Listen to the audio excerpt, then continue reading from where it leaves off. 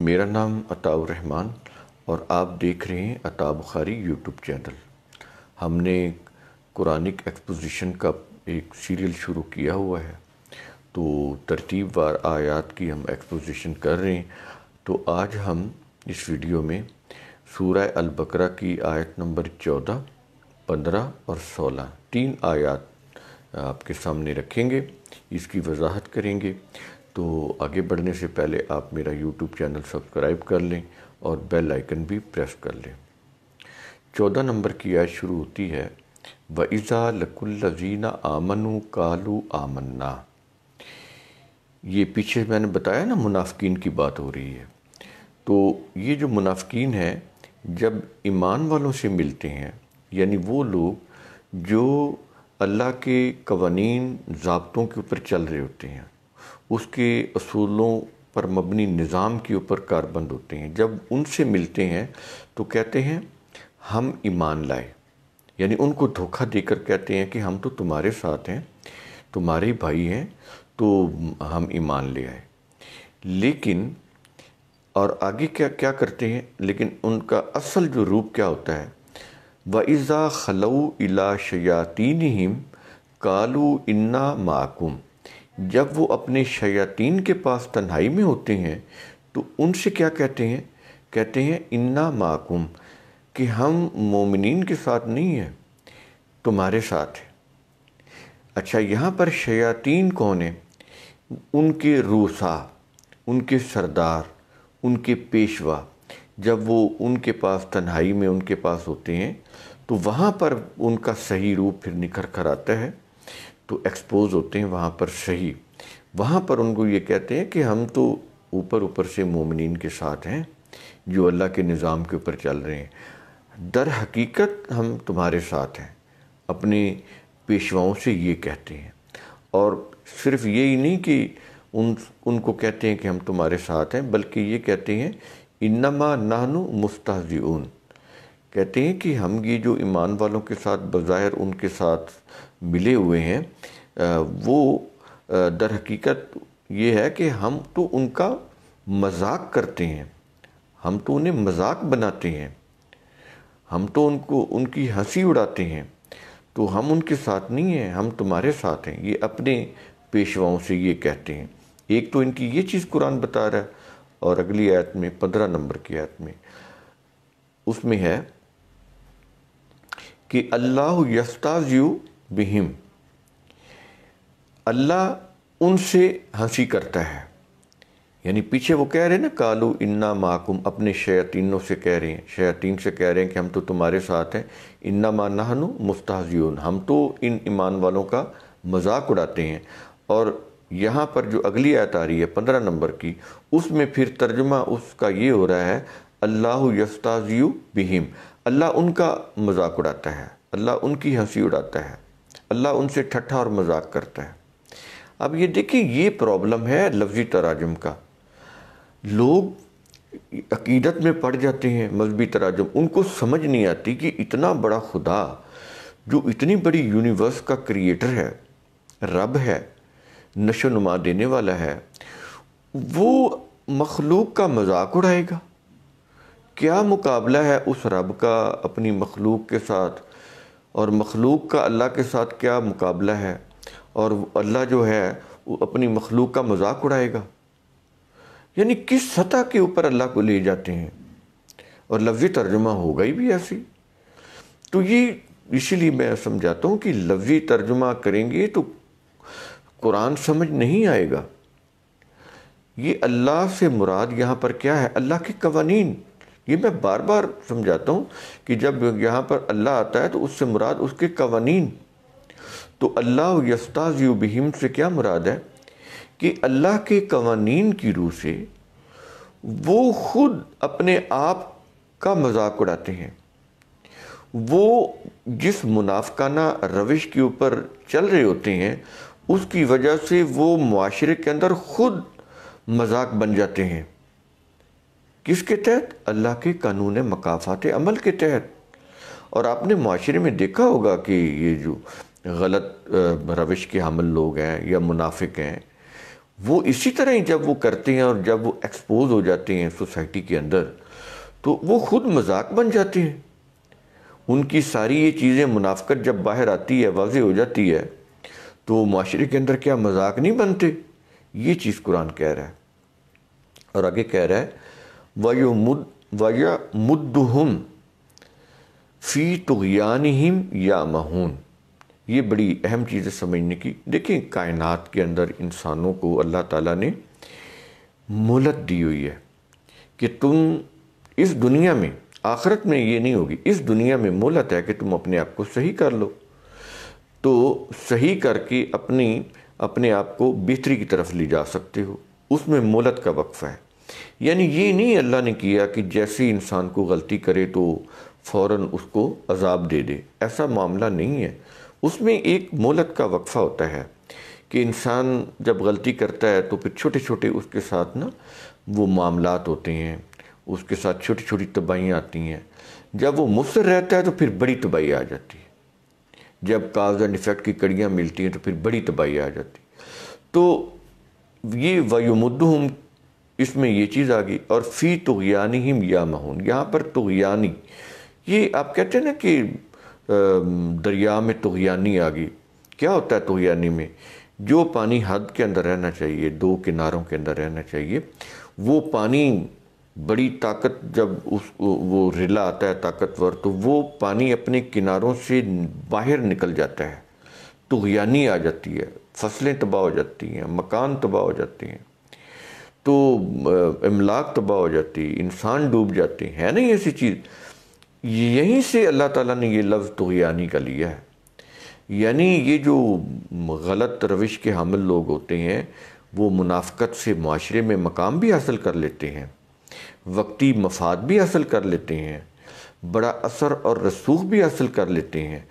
اس میں پھر ہوتا یہ ہے کہ وہ چونکہ صحیح راستے پر نہیں ہوتے، منافقت سے انہوں نے اثر رسوخ بھی حاصل کر لیا ہوتا ہے، اپنے پریشر گروپ بھی بنا لیے ہوتے ہیں، معاشرے میں ایک مقام بھی حاصل کیا ہوتا ہے، اور اصلاح کار بھی بنے ہوتے ہیں کہ ہم بڑے معاشرے کے اندر اصلاح کرنے والے ہیں.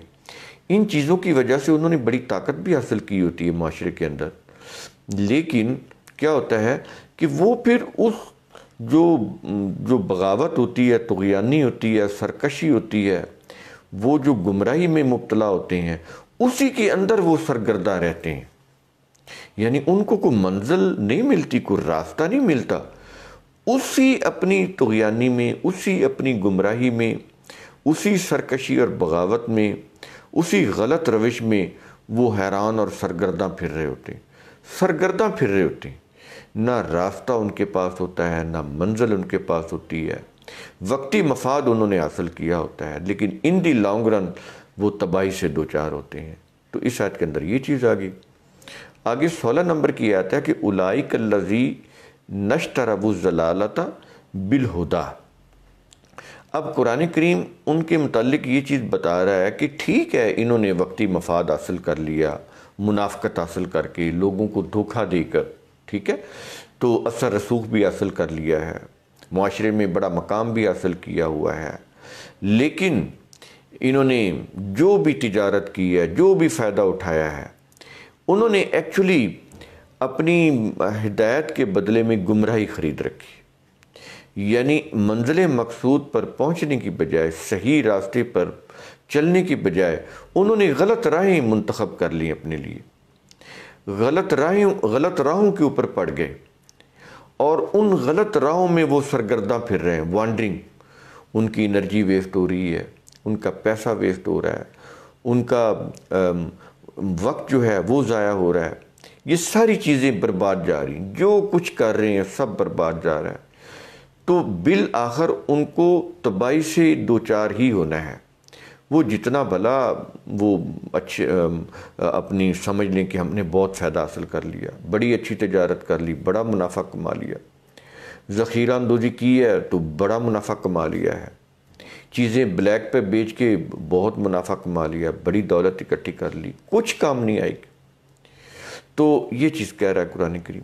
کہتا ہے کہ فما ربحت تجارتہم. جب یہ چیز ہے تو پھر یہ یقین رکھو کہ یہ جو انہوں نے اپنے عارضی فائدے حاصل کر رکھے ہیں، عارضی انہوں نے مقام اور اثر رسوخ حاصل کر رکھا ہے، تجارت سے جو عارضی فائدہ حاصل کر رکھا ہے، ان کو اس سے کوئی زیادہ دیر تک نفع نہیں ہونے والا۔ یہ اللہ کے قانون مکافات عمل کی روح سے یہ ضرور پکڑے جائیں گے، ضرور یہ عذاب میں مبتلا ہوں گے، ضرور یہ تباہی کے کنارے تباہی سے دوچار ہوں گے۔ ان کے ساتھ یہ معاملہ ہو کر رہے گا، کیونکہ اللہ کا قانون مکافات عمل تو وہ تو پیچھے لگا ہوا ہے، اس سے تو کسی کو اسکیپ نہیں ہے، وہ کتنا ہی طاقتور کیوں نہ ہو، اس نے کتنی دولت اور قوت اور اقتدار اور جتھا اور گروپ پریشر گروپ بنا رکھے ہوں، وہ ایک دن جب اسباب کاز اینڈ ایفیکٹ کی کڑیاں مل جائیں گی تو پھر وہ ساتھ آئے گی اور وہ تباہی سے دوچار ہوں گے۔ تو اس کے اندر یہ چیز آ رہی ہے کہ ان کی پھر کوئی چیز جو بھی انہوں نے کمایا ہوگا کوئی کام ان کے نہیں آئے گا۔ وَمَا كَانُوا مُهْتَدِينَ، ان کو کوئی راستہ نہیں ملے گا، ان کو کوئی، وہ اپنی منزل مقصود پر ہی نہیں پہنچ سکیں گے۔ جتنی وہ سرگردہ ہوں گے اتنے ہی وہ اپنی منزل سے دور ہوتے چلے جائیں گے، منزل سے دور، بہت دور۔ تو یہ ان کے ساتھ معاملہ ہوگا۔ تو یہ 3 آیات ہیں، بڑی قابل غور ہے۔ اپنی سوسائٹی میں ارد گرد ان لوگوں کو دیکھیں جو غلط روش کے اوپر چل رہے ہوتے ہیں، اور ان لوگوں نے عارضی طور پر کتنا فائدہ حاصل کر رکھا ہوتا ہے، کتنی طاقتور بن چکے ہوتے ہیں۔ لیکن آپ یہ دیکھیں جب وہ اسی ملکی قوانین کی پکڑ میں آتے ہیں، جب ان کے اوپر مقدمات قائم ہوتے ہیں، تو بڑے بڑے لوگ، ان کا کیا اثر ہوتا ہے؟ ٹھیک ہے، وہ ان کی سانسیں چل رہی ہوتی ہیں، وہ کھانا بھی کھا رہے ہوتے ہیں، لیکن ان سے پوچھیں، جب ان سے ملیں پھر دیکھیں کہ ان کا کیا حال ہوتا ہے۔ اپنے ہی ملک میں دیکھ لیں کتنے بڑے طاقتور لوگ تھے، لیکن جب ڈکلائن آیا، جب وہ پکڑے گئے، جب گرفت میں آئے، تو ان کا حشر کیا ہوا؟ کوئی ہسپتالوں میں پڑا ہوا ہے، کوئی کہیں پڑا ہوا ہے، کوئی پیشیاں بھگت رہی ہیں نا یہ چیزیں۔ تو جو قوم بھی، جو لوگ بھی یہ روش اختیار کریں گے، ان کے ساتھ یہی معاملہ ہوگا۔ یہ چیز آج ان کے پاس اقتدار ہے، کل کو جب وہ ان کا وقت آئے گا تو وہ بھی اسی طرح گرفت میں آ جائیں گے، وہ بھی نہیں بچیں گے۔ اسکیپ کسی کو بھی نہیں ہے۔ عارضی طور پر ٹھیک ہے، فائدہ حاصل کر رہے ہیں وہ، لیکن جب پکڑ آئے گی، جب وہ اپنے غلط عمل کے نتیجے میں جب وہ گرفت میں آئیں گے، تو پھر تو ان کی تباہی کے دن شروع ہو جائیں گے اسی دنیا میں۔ اور یہ تو سوسائٹی کی قوانین کی روح سے ہو رہا ہے۔ جو اللہ کا قانون مکافات عمل ہے، اس سے تو آپ کو کسی کو فرار ہی نہیں، وہ تو بالکل آپ کے پیچھے لگا ہوا ہے، اس دنیا میں بھی اور آخرت میں بھی۔ یہاں پر تو کوئی ہو سکتا ہے بچ جائے، یا جتنا اس کا کوئی جو جتنی گرفت ہونی چاہیے، جتنا عذاب ہونا چاہیے، شاید اس سے اس کو کوئی کم ملے، لیکن آخرت میں تو پھر پورا اس کے ساتھ معاملہ پورا کر دیا جائے گا۔ کوئی اس کے اندر رعایت، کوئی کسی قسم کا کوئی وہ نہیں ہوگا کہ وہ کوئی دے دلا کے چھوٹ جائے، بالکل نہیں۔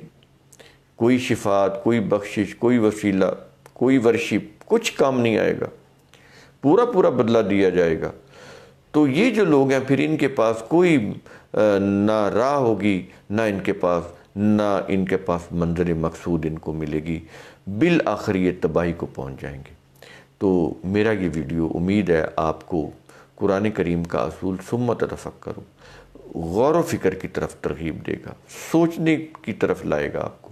یہی ہماری ویڈیوز کا مقصد ہے کہ قرآن کے کانسیپٹ کلیئر ہوں اور آپ جو تھنکنگ پروسیس ہے اس پر آ جائیں۔